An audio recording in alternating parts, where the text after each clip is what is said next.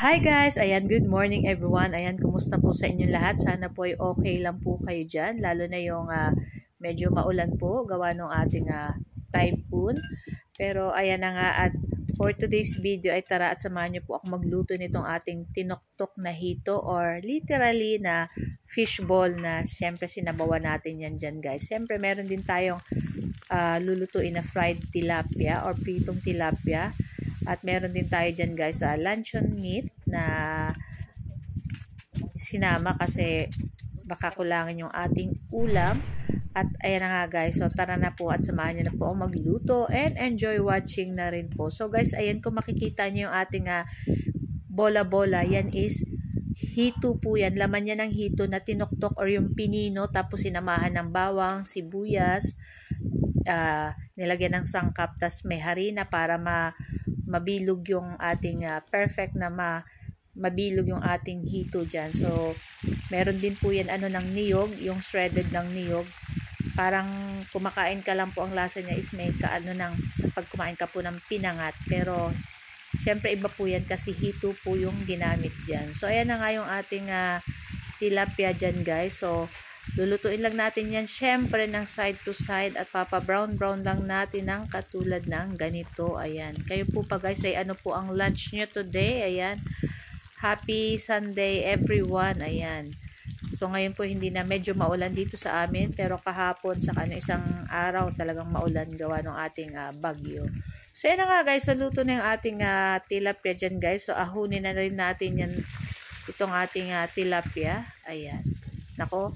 Ang sarap na naman ang aming lunch ngayon guys. So, syempre minsan kailangan natin kumain din lagi ng isda, gulay. Wag naman laging karne kasi hindi rin naman po maganda sa ating health pag laging karne or mga processed food. Kaya minsan okay po itong mga ganitong kainin. So, ayan nga at luto na yan yung ating fried fish. Ayan. At i-ready na natin tong ating tinoktok na hito. Ayan. Transfer na rin natin sa ating bowl. Ayan. Nako guys. Napakasarap po nito. Kung di nyo pa ito natitikman, napakasarap nito. Ang pinang-asim lang po dyan guys is suka na may nilagyan din po yan ng kamatis. Para ka rin po nagluto ng sinigang. Tapos, tamang-tama lang yung asim niya. Gawa ng ating suka at ng ating kamatis. Naglagay rin po kami dyan ng kangkong at ng ating siling pangsigang. So, pwede po kayong gumamit ng nor sinigang sampalok kung ayaw nyo po ng suka. So, ayan na nga guys. So, ayan, umuusok-usok pa.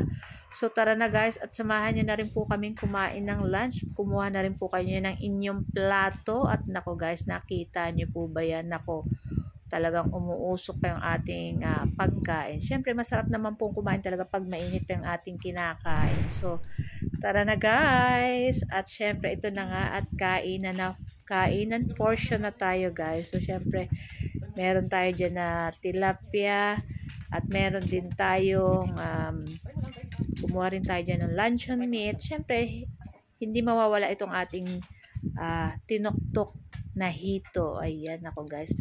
Ang sarap nito guys. So guys, ito lang po ang aming video today at sana po ay nag-enjoy kayo. And syempre, wag nyo na rin po sanang kalimutan mag-like, mag-comment, and syempre pa-share na rin po sana ng ating mga video. So kung hindi pa po kayo naka-follow sa aming page, huwag niyo po sanang kalimutan mag-like at mag-follow sa aming page para palagi po kayong updated sa aming mga bagong video. So guys, bago ko maubos itong aking kinakain, ayan, gusto ko po lang shout out yung ating mga new followers. Maraming salamat po sa pagsuporta sa Mamshi and Reasons at sa mga dati na nating mga followers. Ayan, maraming salamat po sa inyong lahat, sa lahat po na nagko-comment, nagre-react, at lalong-lalo sa mga nagsishare ng ating video. So guys, thank you for watching and see you next video again. Ciao, babu!